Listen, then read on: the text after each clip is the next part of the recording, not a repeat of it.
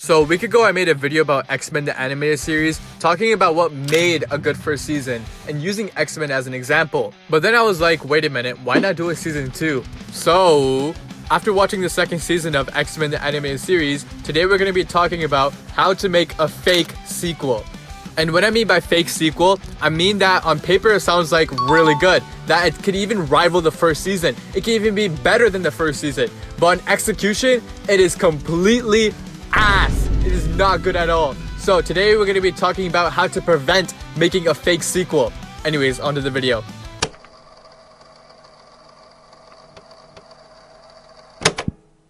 Now, when I say side quest, I mean that most of the episodes besides the first two and last two episodes are just straight filler.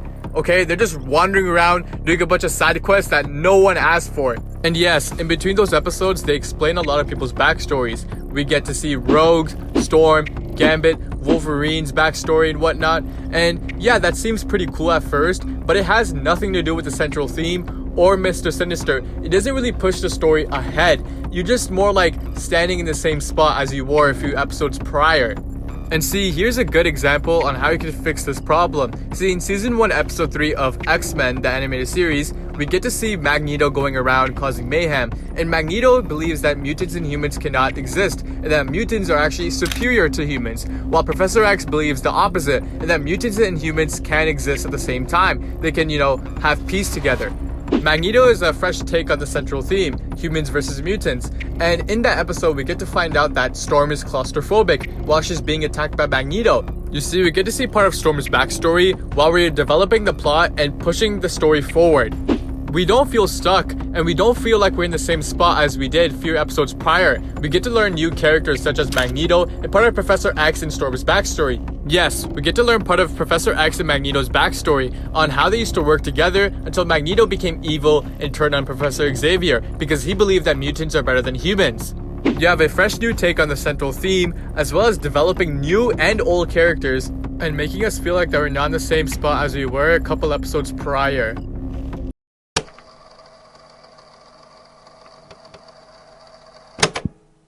Now, theme on the other hand has its own problems. Remember in Season 1 where we had the clear theme of human versus mutants through the Sentinels, Magneto, and countless other villains? Well, in Season 2 on the other hand, you have no clear theme at all. No central theme for the foundation for your season. They're just running around doing a bunch of things. And don't get me wrong, there's some pretty cool things in Season 2. Like, I like Alpha Fight. I like the whole Weapon X story. I like the whole Gambit backstory with thieves versus assassins. That was pretty cool. Or Rogue's backstory on how she got her powers from Miss Marvel. But it has nothing to do with Mr. Sinister or the main central theme, because there is no main central theme. Mr. Sinister shows up in the beginning of the season, kidnaps, well, not really kidnaps, but like lures Professor X and Magneto into Savage Land, and then disappears. That's it. Till the very end of the season where he returns, and then they defeat him. That's it.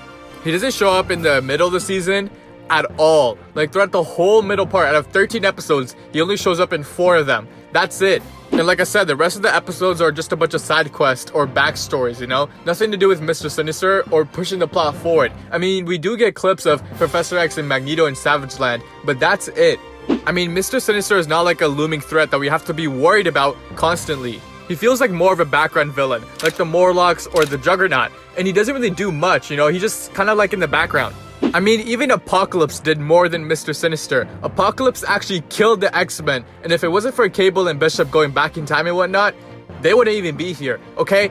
Like, the fact that it took a villain 2 episodes to defeat the X-Men, and, to give them enough trouble that they have to, like, go back in time and whatnot, compared to, like, the main villain, that is something. Like, your main villain should be doing that. Your main villain should be, impacting the story, pushing the story forward, as well as giving your main characters some real trouble, not just hanging around in Savage Land doing nothing.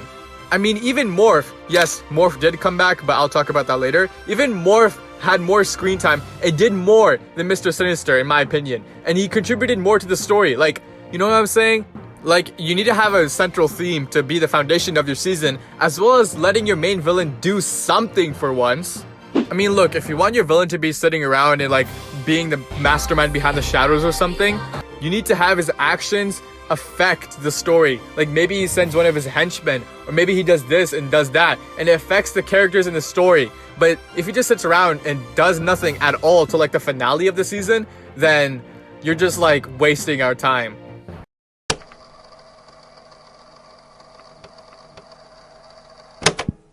Now, I know I did shit on the season a lot, but there's some good things that came out of the season, like the backstories and some good lead-ups. And what I mean by lead-ups, I mean like Morph returning, you know? Like I was so happy to see Morph return again, and you know, him being like mentally, you know, dysfunctional, the fact that he's like half evil, half good, was a really good idea. And I like that Wolverine side plot where he's like trying to find Morph, and then Morph actually shapeshifts into Deadpool. That was so fucking cool. As well as Jean Grey and Beast, you know, who were sidelined in the last season, actually doing something for once, and we actually get to see more of these characters and them being developed further. That was really cool to see. As well as Savage Land being introduced, and us finding out that Magneto like had something to do with Savage Land. Like he like took over the country and whatnot, and yeah, that was pretty cool to see that. As well as Cable having a son named Tyler, and him like having this computer and seeing just more of Cable's abilities. He's low-key OP, I can't lie. Like Cable is like fucking strong, bro. He almost like pieced up the X-Men in a 1v10. Like, damn, bro, chill. And see, that's how you make a fake season. That's how you make a season that sounds good on paper, but when you execute it, it's fucking ass. Now, don't get me wrong, I still like the second season. I like how they explain the backstories of every character and whatnot, but in like a story perspective, it's not that good. It doesn't push the story forward like I've said before, but instead focuses on character development, which I don't mind actually. I like the Weapon X episode. I like the Gambit episode, the Rogue episode, the Storm episode. They were pretty good, I can't lie. But in conclusion, that's how you can make a fake season. That's how you can make a season that sounds good on paper with a bunch of good ideas, but in execution, it's horrible. So when you're making a season 2, just be aware of all the things I've said in the video talking about side quests and theme and whatnot, and focus more on how you can push the story forward. I don't mind character development, but character development should come second compared to story, you know? If you have a good story, that's fine. Unless you want to turn out like CW's Flash, which I will make a video about that later. But anyways, thank you guys for watching this video. Please like, subscribe, and comment down below if you like X-Men Season 2 better than Season 1, and what's your favorite season in X-Men the Animated Series. Anyways, have an amazing day, and bye.